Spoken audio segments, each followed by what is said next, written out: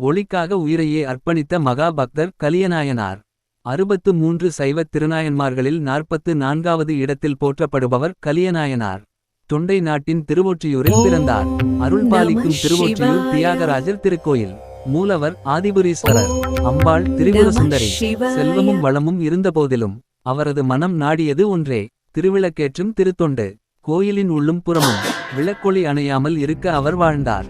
இறைவன் அவரது பக்தியை உலகறியச் செய்ய அவரது செல்வத்தை மெதுவாக குறைத்தார். செல்வம் கரைந்தது, வறுமை வந்தது. ஆனால் விளக்கு அணையவில்லை. எண்ணெய் விற்றார், கூலிக்கு செக்காடி வேலை செய்தார், வீட்டு பொருட்களையும் விற்றார். இறுதியில் திருவிளக்கு பணி தொடர வேண்டுமென்று மனைவியையே விற்க நினைத்தார். ஆனால் யாரும் வாங்க முன்வரவில்லை.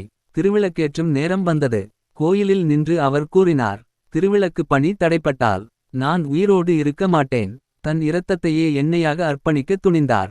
அந்த நொடியில் இறைவன் அருள்கரம் நீட்டினார். காயம் மறைந்தது.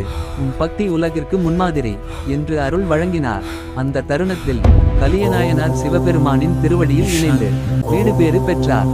பக்தி என்பது வசதியால் அல்ல, உள்ளத்தின் உண்மையால். நமக்கும் ஒரு துளி பக்தி இருந்தாலே நம் வாழ்க்கையும் ஒளிரும். கலியநாயனாரை நினைத்து வணங்குவோம். ஓம் நமசிவாய.